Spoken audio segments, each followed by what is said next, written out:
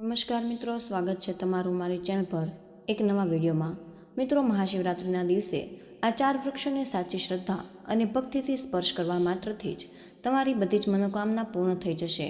મિત્રો, જો તમે મહાશિવરાત્રિના દિવસે આ ખાસ વૃક્ષને સ્પર્શ કરશો તો તમારા જીવનની તમામ સમસ્યાઓ દૂર થઈ જશે। મિત્રો, જો તમે અહીંયા મહાપર્વને ચૂકી જશો તો પૂરા 1 વર્ષ બાદ જ આ સમય પાછો આવશે। તેથી જ તમારે મહાશિવરાત્રિના દિવસે આ સરળ કાર્ય અવશ્ય કરી લેવાનું છે। મિત્રો, તમારે ફક્ત એ ઝાડને સ્પર્શ કરવાનું છે અને એક સરળ મંત્ર બોલવાનો છે।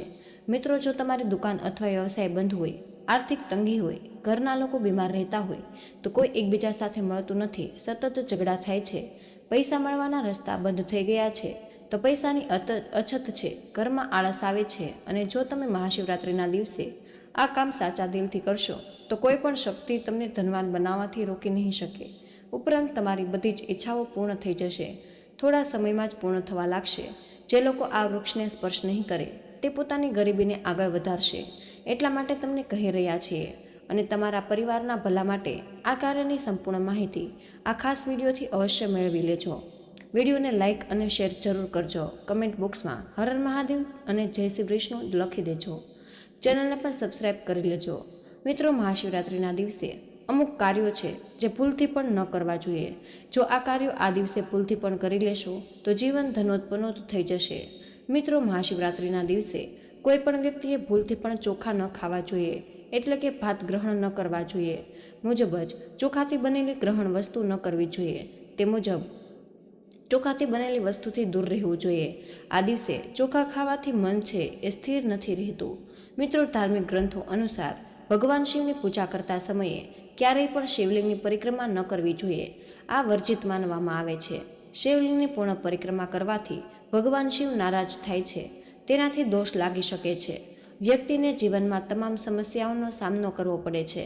મિત્રો, મહાશિવરાત્રિના દિવસે અન્ય કોઈના ઘરનું ભોજન ના કરશો, હોટેલમાં પણ ના ખાશો, પોતાના ઘરમાં બનાવેલું તાજું અને ગરમ ભોજન જ જમવું, ઠંડુ ભોજન પણ ન જમશો, કારણ કે અન્યના ઘરે કે હોટલમાં ખાવાથી જેણે ભોજન બનાવ્યું છે તેની અથવા જેનું ભોજન છે તેની નકારાત્મક ઉર્જા તેમાં સામેલ હોય છે।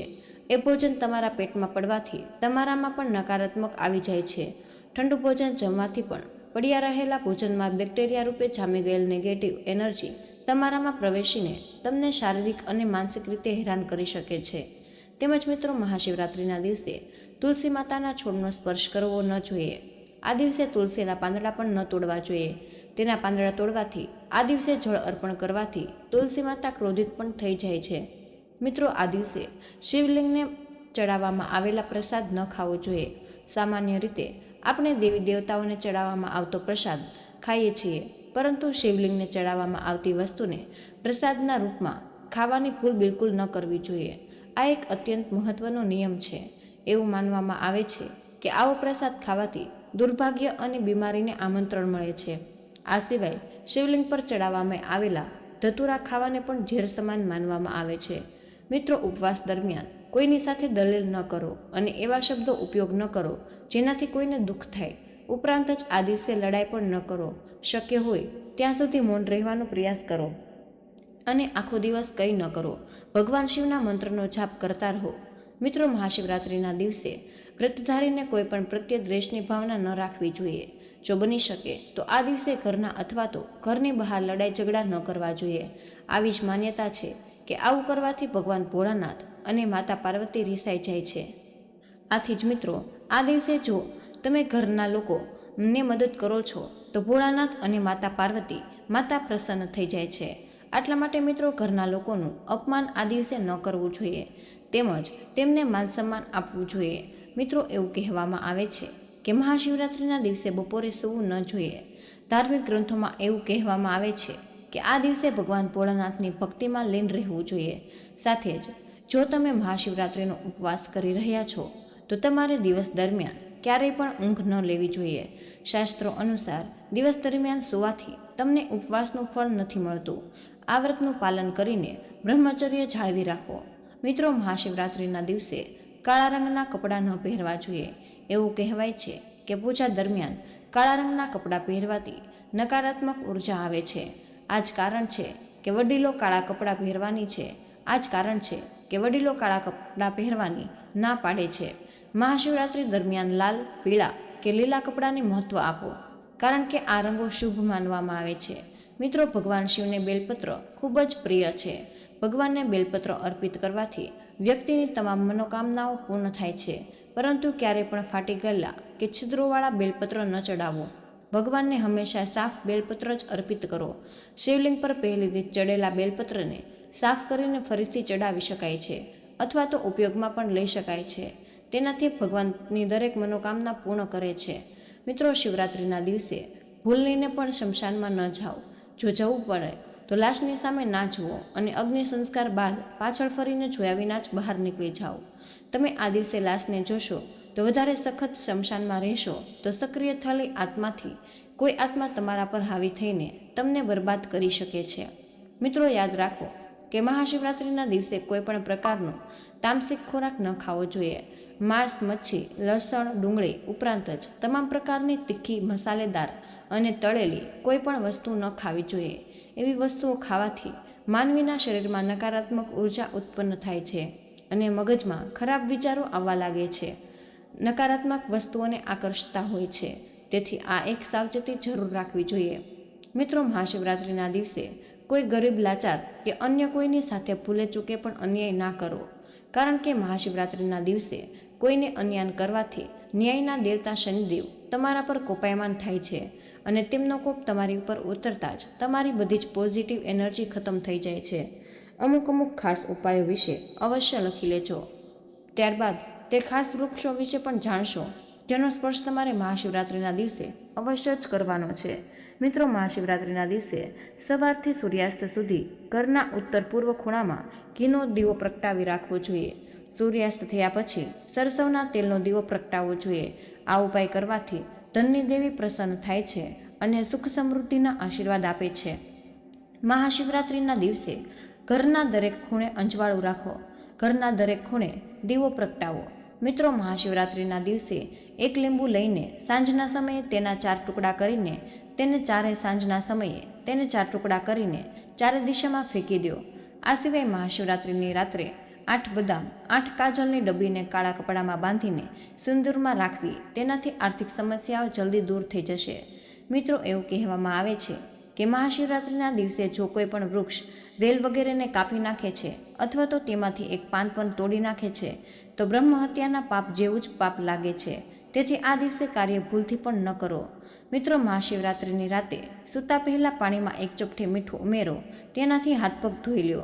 શરીરમાંથી થાક દૂર થઈ જશે અને ઊંઘ પણ સારી આવશે. જો તમારું મન પ્રસન્ન નથી અને હંમેશા તણાવમાં રહો છો તો તમે યોગ્ય રીતે ભોજન નથી કરતા, તો બપોરે જમતી વખતે તમારા ભોજનમાંથી 1 રોટલી કાઢીને વડના પાન પર ફેલાવીને રાખો. જમતા પહેલાં વડના પાનને લાવો. હવે એ રોટલી, 1 લવિંગ, 1 એલચીના દાણા, આખી સોપારી અને થોડું કેસર નાખો. હવે તે રોટલીને તમારા માથા પર 7 વાર ફેરવો અને એક ચોક પર શાંતિથી રાખો. આ ઉપાયથી તમને વિશેષ લાભ થશે. મિત્રો, મહાશિવરાત્રિના દિવસે 1 ચપટી મીઠું અને થોડી સરસવ લ્યો. પછી તેને માથા પર 7 વાર ફેરવીને પાણીમાં નાખી દો. કોઈ પણ પ્રકારની નજર લાગી હોય તો તેની અસર ઉતરી જશે. બાળકોની નજર લગાવવાથી બચાવવા માટે પાણીમાં 1 ચપટો મીઠી ભેળવીને અઠવાડિયામાં 1 વાર બાળકને સ્નાન કરાવો. મિત્રો, જેમ કે આપણે જાણીએ છીએ કે આપણા હિન્દુ ધર્મમાં વૃક્ષોને દેવી દેવતાઓનું સ્વરૂપ માનવામાં આવે છે. તેમાં કેટલાક વૃક્ષોનું મહત્વ અનેક ગણું છે. તેથી જ જો તમે મહાશિવરાત્રિના દિવસે આ વિશેષ વૃક્ષને માત્ર સ્પર્શ પણ કરો છો અથવા તેમની પૂજા કરો છો તો તમારી બધી જ મનોકામનાઓ પૂર્ણ થઈ જાય છે. તો મિત્રો, ચાલો જાણીએ તે 4 ખાસ વિશે, જેના મહાશિવરાત્રિના દિવસે માત્ર સ્પર્શ કરવાથી તમારી બધી જ સમસ્યા દૂર થઈ જાય છે અને ઘરમાં સુખ, શાંતિ અને સમૃદ્ધિ આવે છે. તેમાં પણ ચોથા નંબરનું વૃક્ષ ખૂબ જ મહત્વનું છે. મિત્રો, પ્રથમ વૃક્ષ પીપળાનું વૃક્ષ છે. આ એક દિવ્ય વૃક્ષ છે. મિત્રો, આપણા શાસ્ત્રોમાં જણાવેલ પીપળાનું વૃક્ષ માત્ર પર્યાવરણ માટે જ ફાયદાકારક નથી, પરંતુ મહાશિવરાત્રિના દિવસે પીપળાના વૃક્ષની પૂજા કરવાનું પણ એક વિશેષ મહત્વ છે. ભગવાન શ્રી કૃષ્ણ પોતે જ ઔષધિઓમાં છુપાયેલા છે. એટલે જ ગીતામાં કહ્યું છે કે હું વૃક્ષોની વચ્ચે પીપળનું વૃક્ષ છું. મિત્રો, મહાશિવરાત્રિના દિવસે સાંજે પીપળાના ઝાડ પાસે જાઓ. સૌપ્રથમ તમારે 1 તાંબાના વાસણ સાથે પીપળાના પાનાની 5 પ્રકારની મીઠાઈ લેવાની છે. પીપળાને પાણી ચડાવો અને પીપળાના ઝાડની સામે હાથ જોડીને તમારી બધી સમસ્યાઓનું વર્ણન કરો. પછી પીપળાના ઝાડમાં મૂળમાં પાણી ચડાવો. પીપળાના ઝાડ નીચે આ એક ખૂબ જ વિશેષ ઉપાય કરવાનો છે, જે આપણે વિડીયોમાં આગળ જાણીશું. મિત્રો, આ ખૂબ જ ખાસ ઉપાય કરવાથી તમને માતા લક્ષ્મી અને વિષ્ણુ ભગવાનની કૃપા પ્રાપ્ત થશે. સાથે જ ભગવાન ભોળેનાથની પણ કૃપા પ્રાપ્ત થશે. મિત્રો, તેની સાથે જ તમારે પીપળાના વૃક્ષને એકવાર સ્પર્શ કરીને તમારી તમામ મનોકામના મનમાં સ્મરણ કરવાની છે અને ઓમ નમો ભગવતે વાસુદેવાય નમઃ મંત્રનો જાપ કરવાનો છે, અથવા ઓમ નમઃ શિવાય ભગવાન ભોળાનાથના મંત્રનો જાપ કરવાનો છે. તેનાથી તમારી ચોક્કસ બધી જ ઈચ્છાઓ પૂર્ણ થશે. બીજું મહત્વનું વૃક્ષ છે પારિજાત વૃક્ષ. મિત્રો, હિન્દુ ધર્મમાં કોઈ પણ તહેવારમાં પારિજાત વૃક્ષ અને પારિજાતના ફૂલોનું ખૂબ જ મહત્વ છે. વાસ્તુશાસ્ત્રમાં પણ પારિજાતને ખૂબ જ શુભ, ધન અને સમૃદ્ધિ આપનાર, દરેક મનોકામના પૂરી કરનારું વૃક્ષ માનવામાં આવે છે. તેને કલ્પવૃક્ષ અથવા તો હરસિંગર વૃક્ષ પણ કહેવામાં આવે છે. ખાસ કરીને પારિજાતને ભગવાન કૃષ્ણ સાથે વિશેષ સંબંધ છે. ધાર્મિક ગ્રંથો અનુસાર જ્યારે દેવતાઓ અને દાનવો સમુદ્ર મંથન કર્યું હતું, ત્યારે સમુદ્ર મંથનમાંથી નીકળેલા 14 રત્નોમાં કલ્પવૃક્ષ અથવા પારિજાતનું વૃક્ષ પણ સામેલ હતું. તમને જણાવી દઈએ કે સમુદ્ર મંથનમાંથી નીકળેલા પારિજાત વૃક્ષની સ્થાપના ભગવાન ઇન્દ્ર દ્વારા સ્વર્ગમાં કરાવવામાં આવી હતી. ભગવાન કૃષ્ણને પારિજાતના ફૂલો ખૂબ જ પ્રિય છે. તે હંમેશા પારિજાતના ફૂલોની માળા પહેરે છે. પૌરાણિક કથાઓ અનુસાર એકવાર ભગવાન કૃષ્ણની પત્ની સત્યભામાએ તેમને પારિજાત વૃક્ષ લાવવાનો આગ્રહ કર્યો. વાસ્તવમાં ભગવાન કૃષ્ણએ નારદજી પાસેથી મળેલા પારિજાતના તમામ પુષ્પો તેમની પત્ની રૂકમણીને આપ્યા હતા, જેના કારણે સત્યભામા ગુસ્સે થઈ ગઈ અને તેણે પારિજાતનું વૃક્ષ જ માંગ્યું. ત્યારે શ્રી કૃષ્ણએ પોતાના દૂત દ્વારા ઇન્દ્રને સંદેશો મોકલ્યો કે દેવી સત્યભામાના બગીચામાં રોપવા માટે પારિજાતના વૃક્ષ આપો. પરત બગીચામાં રોપવા માટે વૃક્ષ આપવાનો ઇનકાર કરી દીધો. ત્યારે જ ભગવાન કૃષ્ણ ઇન્દ્રને હરાવીને પારિજાત વૃક્ષને પૃથ્વી પર લાવ્યા. એવું માનવામાં આવે છે કે પારિજાત વૃક્ષ અથવા કલ્પવૃક્ષ દરેક મનોકામના પૂર્ણ કરે છે. મિત્રો, ભગવાન કૃષ્ણ ઉપરાંત માતા લક્ષ્મીને પણ પારિજાત વૃક્ષ સાથે ઊંડો સંબંધ છે. તેથી જ મહાશિવરાત્રિના દિવસે આ વૃક્ષના ફૂલો ખૂબ જ મહત્વ ધરાવે છે. વાસ્તવમાં સમુદ્ર મંથનમાંથી દેવી લક્ષ્મીનો જન્મ થયો હતો અને તેમાંથી જ પારિજાત વૃક્ષનો પણ જન્મ થયો. આ રીતે માતા લક્ષ્મી અને પારિજાત બંનેનું ઉત્પત્તિ સ્થાન એક જ છે. આ જ કારણથી દેવી લક્ષ્મીને પણ પારિજાતના ફૂલ ખૂબ જ પ્રિય છે. મિત્રો, દેવી લક્ષ્મીની પૂજા દરમિયાન ઘરમાં હરસિંગરનું ઝાડ અથવા હરસિંગરનો છોડ લગાવવાથી ઘરમાં ખૂબ જ આશીર્વાદ આવે છે. જે ઘરમાં પારિજાતને હરસિંગરનું ઝાડ કે છોડ હોય ત્યાં ટકા દૂર થઈ જશે. ત્રીજું દિવ્ય વૃક્ષ છે શમીનું વૃક્ષ. શમી વૃક્ષમાં દેવોનો દેવ મહાદેવ, યમરાજ, શનિદેવ તેમજ વિષ્ણુજીનો પણ વાસ હોય છે. હિન્દુ ધાર્મિક ગ્રંથો અનુસાર શમી વૃક્ષને વિશેષ સ્થાન મળ્યું છે. શમી વૃક્ષનું મહત્વ આ પ્રસંગથી જાણી શકાય છે કે જ્યારે રાવણને હરાવવા માટે સ્વયં શ્રીરામ ભગવાન શિવને પ્રસન્ન કરવા શમીના પાનથી જ જ્યારે રાવણને હરાવવા માટે સ્વયં શ્રી રામે ભગવાન શિવને પ્રસન્ન કરવા શમીના પાનથી મંત્રોચ્ચાર કર્યો હતો. તેથી જ આ વૃક્ષને ખૂબ જ પવિત્ર અને શક્તિશાળી માનવામાં આવે છે. એમ રાતે સુરત કાર્યોની મિત્રો, હિન્દુ ધર્મમાં શમીના શુભકામનાઓની શરૂઆત માટે એક પવિત્ર વૃક્ષ માનવામાં આવે છે. આ વૃક્ષને પાપનાશક અને દોષ દૂર કરનારા તરીકે પણ પૂજવામાં આવે છે. જે લોકો મનોકામના પૂર્ણ કરવા ઈચ્છે છે તેઓ મહાશિવરાત્રિના દિવસે સાંજના સમયે શમીના ઝાડ નીચે દીવો પ્રગટાવવો જોઈએ. આ સમયે જ ઝાડના મૂળ પર સિંદૂર લગાવવાથી વ્યક્તિનું સ્વાસ્થ્ય સારું રહે છે. તેથી જ જો પરિવારનો કોઈ સભ્ય બીમાર હોય તો ઝાડના મૂળ પર સિંદૂર લગાવવાથી તમામ રોગ દૂર થઈ જાય છે. મિત્રો, જો તમે કંઈ પણ ન કરી શકો તો મહાશિવરાત્રિના દિવસે તમારી તમામ મનોકામના મનમાં સ્મરણ કરીને ઓમ નમઃ શિવાય મંત્રનો જાપ કરીને સાચા હૃદયથી આ વૃક્ષને સ્પર્શ કરવા માત્રથી જ દેવોના દેવ મહાદેવ, મૃત્યુના દેવતા યમરાજ તેમજ ભગવાન વિષ્ણુ પણ તમારાથી પ્રસન્ન થશે અને તમારી દરેક મનોકામના ચોક્કસ પૂર્ણ કરશે. ચોથું વૃક્ષ છે બેલ વૃક્ષ એટલે કે બીલી વૃક્ષ. આ વૃક્ષ દૈવ્ય વૃક્ષ છે. મિત્રો, સ્કંદ પુરાણમાં કહેવામાં આવ્યું છે કે બેલ વૃક્ષનો જન્મ માતા પાર્વતીના પરસેવાથી થયો હતો. તેથી તેને દેવી પાર્વતીનું સ્વરૂપ પરસેવાથી થયો હતો અને પાર્વતીનું સ્વરૂપ માનવામાં આવે છે. તે સાથે જ કહેવાય છે કે ભગવાન વિષ્ણુએ આ વૃક્ષના કલ્યાણ માટે શિવલિંગનું પૂજન કર્યું હતું. ત્યારે બિલ્વ લક્ષ્મીજી હથેળીમાં ઉગેલું જે શ્રી વૃક્ષ તરીકે ઓળખાયું છે તે બિલીના 3 પાંદડા પણ અંગોનું સૂચન કરે છે. તે સૂર્ય, ચંદ્ર અને અગ્નિ સ્વરૂપ શિવજીના 3 નેત્રો છે. તદ ઉપરાંત શિવજીના ત્રિશૂળનો પણ નિર્દેશ કરે છે. મહાશિવરાત્રિના દિવસે શિવ મંદિરમાં બિલ્વપત્રનું વૃક્ષ લગાવવાથી ભગવાન પ્રસન્ન થાય છે. બિલ્વપત્રનું વૃક્ષ વાવવાથી સંતાનની વૃદ્ધિ થાય છે. જો તમે ભગવાન શિવના વિશેષ આશીર્વાદ મેળવવા માંગતા હોય તો બિલ્વપત્રનું ઝાડ લગાવો. આ વૃક્ષ નીચે મહાશિવરાત્રિના દિવસે શિવલિંગની પૂજા કરવાથી બધી જ મનોકામના પૂર્ણ ચોક્કસ થાય છે. બિલ્વપત્રના મૂળનું જળ કપાળ પર લગાવવાથી તમને તમામ તીર્થોનું પુણ્ય પ્રાપ્ત થાય છે. તેથી જ મહાશિવરાત્રિના દિવસે બિલી વૃક્ષનું પૂજા આરાધના કરવાનું પણ ખૂબ જ મહત્વ છે. મિત્રો, મહાશિવરાત્રિના દિવસે કોઈ કારણે જો તમે શિવલિંગને જળાભિષેક નથી કરી શકતા તો તમારે બિલીના વૃક્ષમાં જળ અર્પણ કરી દેવાનું છે. કારણ કે બિલીના વૃક્ષમાં સ્વયં શિવજીનો વાસ હોય છે. તેમાંથી તમને બમણું ફળ પ્રાપ્ત થશે. બિલીના ઝાડ નીચે પાર્થિવ શિવલિંગ એટલે માટીનું શિવલિંગ બનાવવાનો ખૂબ જ મહિમા રહેલો છે. તેથી જો તમે મહાશિવરાત્રિના દિવસે બિલીના ઝાડ નીચે માટીનું શિવલિંગ બનાવીને તેની પૂજા અર્ચના કરો છો, સાથે જ ત્યાં બેસીને ઓમ નમઃ શિવાય મંત્રનો 108 વાર જાપ પણ કરી લો છો તો તમને પૂજાનું વિશેષ પુણ્ય મળે છે. સાથે જ મહાશિવરાત્રિના દિવસે બિલીના ઝાડ નીચે જો કોઈ ઓમ નમઃ શિવાય મંત્રની માળા કરે છે તો બિલીના જેટલા પાન છે તેટલા પાન મહાદેવને ચડાયા હોય એટલું પુણ્ય મળે છે. મિત્રો, જો શક્ય હોય તો મહાશિવરાત્રિના દિવસે પ્રદોષકાળના સમયે બિલી વૃક્ષ નીચે ઘીનો દીવો અવશ્ય પ્રગટાવવો જોઈએ. તેનાથી ભગવાન શિવ ખૂબ જ પ્રસન્ન થાય છે. મહાશિવરાત્રિના દિવસે જો તમે કંઈ પણ ન કરી શકો તો બિલી વૃક્ષને સ્પર્શ કરીને પૂર્ણ શ્રદ્ધાથી ઓમ નમઃ શિવાય મંત્રનો અથવા હર હર મહાદેવ નામનું સ્મરણ કરીને પછી તમારી મનોકામના પણ સ્મરણ કરજો.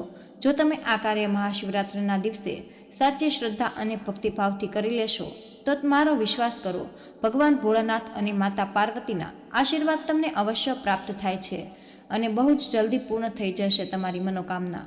હવે અમે તમને એક શક્તિશાળી ઉપાય જણાવીશું કે જે એક જ ખૂબ જ મહત્વપૂર્ણ ઉપાય છે. મિત્રો, આ ઉપાય મહાશિવરાત્રિના દિવસે કરવાથી ભગવાન વિષ્ણુ તેમજ ભગવાન ભોળાનાથના આશીર્વાદ પ્રાપ્ત થશે અને તમારા જીવનમાંથી તમામ સમસ્યાઓ ખતમ થઈ જશે. મિત્રો, તમારે આ ઉપાય કરવા માટે કોઈ પણ 5 પ્રકારની મીઠાઈઓ અથવા તો ગોળ સાથે લઈને એક પીપળાનું પાન લેવાનું છે. એક તાંબાના લોટામાં પાણી લઈને પીપળાના ઝાડની નજીક જવું પડશે. પછી તમારે પીપળા દેવતાને હાથ જોડીને પ્રાર્થના કરવી પડશે. સૌપ્રથમ તમારે પીપળાના ઝાડના મૂળમાં પાણી રેડવાનું છે અને પાણી રેડતી વખતે ઓમ નમઃ શિવાય તેમજ ઓમ નમો ભગવતે વાસુદેવાય નમઃ આ મંત્રનો જાપ કરવાનો છે. સાથે જ તમારી ઈચ્છા તમારે કહેવાની છે. આ ઈચ્છા કહ્યા પછી તમે જે પણ 5 પ્રકારની મીઠાઈઓ લીધી હતી અથવા તો ગોળ કે ખાંડ લીધી હતી તેને ઝાડના મૂળમાં રાખો, એટલે કે પીપળાના ઝાડની નીચે પીપળાના પાન પર ચડાવો. હવે તેમાંથી થોડો ભાગ અલગ કાઢીને ઘરે લઈ આવવાનો છે અને ઘરના દરેક સભ્યોને પ્રસાદી રૂપે ખવડાવી લેવાનું છે. મિત્રો, જો તમે આ સરળ ઉપાય મહાશિવરાત્રિના દિવસે કરી લેશો તો તમારા જીવનની તમામ સમસ્યાઓ દૂર થઈ જશે. સાથે જ મિત્રો, આ સરળ ઉપાયથી ભગવાન ભોળાનાથ સાથે જ ભગવાન વિષ્ણુના પણ વિશેષ ભાગ અલગ કાઢીને ઘરે લઈ આવો અને ઘરના દરેક સભ્યોને પ્રસાદી રૂપે ખવડાવી દેવાનું છે. મિત્રો, જો તમે આ સરળ ઉપાય મહાશિવરાત્રિના દિવસે કરી લેશો તો તમારા જીવનની તમામ સમસ્યાઓ દૂર થઈ જશે. સાથે જ મિત્રો, આ સરળ ઉપાયથી ભગવાન ભોળાનાથ સાથે જ ભગવાન વિષ્ણુના પણ તમને આશીર્વાદ પ્રાપ્ત થશે અને તમારી કોઈ પણ મનોકામના બહુ જ જલ્દી પૂર્ણ થઈ જશે. મિત્રો, આ ખૂબ જ મહત્વપૂર્ણ માહિતી છે અને કમેન્ટ બોક્સમાં જય શ્રી કૃષ્ણ હર હર મહાદેવ અવશ્ય લખી દેજો. તમને વિનંતી છે કે જો હજુ સુધી વિડીયોને લાઇક ન કરી હોય તો વિડીયોને લાઇક કરી ચેનલને સબસ્ક્રાઈબ જરૂર કરી લેજો.